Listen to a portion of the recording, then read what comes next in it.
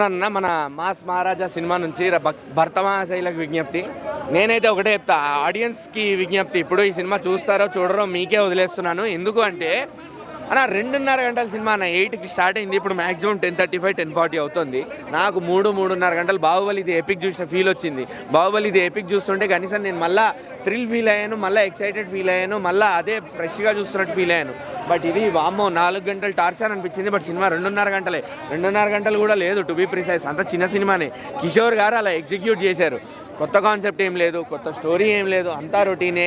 పోనీ అన్న ఏదైనా రొటీన్ స్టోరీ ఉన్నా కూడా తీసే పద్ధతి, చూపించే పద్ధతిలో ఉంటుంది ఏదైనా కూడా. బట్ కిషోర్ తిరుమల గారు ఫెయిల్ అయ్యారు ఇక్కడ మాత్రం. ఆయన మొన్న శర్వాతో తీసింది కూడా కొంచెం అటిట్ అయింది. బట్ ఈ సినిమాతో మాత్రం అటిట్ అవ్వడం కాదండి, గ్యారంటీగా పోయింది.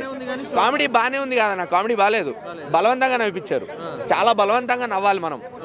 ఇది జోకా, సరే నవ్వాలా అని చెప్పి. కనీసం జబర్దస్త్ పంచులున్నా నవ్వుతుండేనేమో, కానీ వాటికన్నా ఘోరంగా ఉన్నాయి.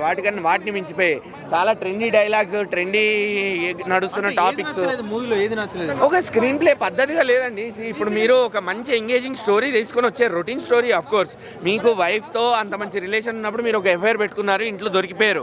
అది ఎంత కామిక్గా పండియచ్చు, ఎంత మంచిగా చూపించచ్చు, అది టోటల్గా ఫెయిల్ అయ్యారు. ఎంతసేపు రవితేజ గారిని పాత కామిక్ టైమింగ్ చూపించి పాత రవితేజ లాగా ఎంటర్టైన్ చేపిద్దాం అన్న పాయింట్ ఆఫ్ వ్యూలోనే ఉండిపోయారు తప్ప, అరే సినిమాకి ఏది మంచిది, సినిమా పాయింట్ ఆఫ్ వ్యూలో ఎలా ఎంటర్టైన్ చేద్దామని మాత్రం ఆలోచించలేదు. అదే నాకు తప్పనిపిస్తుంది. రవితేజ గారి పాయింట్ ఆఫ్ వ్యూలో చూశారు. రాజసాబ్ ఉంది, శేఖర్ వరప్రసాద్ ఉంది, అలాగే భర్తమాశైలకు విజ్ఞప్తి. సో మూడిట్లో ఏది బెటర్, ఏది first option? Boss Anil Ravipudi గారు. బాస్ హ్యాట్స్ ఆఫ్, అంతే.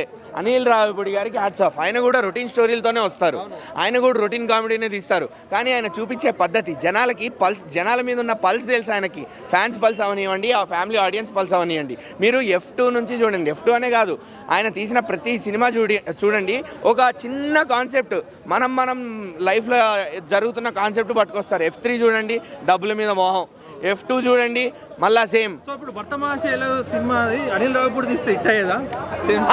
సినిమా పక్కా హిట్ అయ్యేది అనిల్ రావిపూడి గారు తీస్తే. ఎందుకంటే రవితేజ గారి దగ్గర నుంచి ఫ్యాన్స్ ఏమో ఎక్స్పెక్ట్ చేస్తున్నారు, రవితేజ గారిని ఎలా చూపించాలి, అండ్ ఫ్యాన్స్కి ఏ పాయింట్ ఆఫ్ టైంలో ఏం కావాలి, ఫ్యామిలీ ఆడియన్స్కి ఏ పాయింట్ ఆఫ్ టైంలో నవ్వియాలి, ఏ పాయింట్ ఆఫ్ టైంలో ఏడిపియాలి, అన్నీ బాగా పగడబందీగా ప్లాన్ చేస్తారు అనిల్ రావిపూడి గారు. దొరకరు ఆయన దొరకరు, నేను చెప్తున్నా కదా.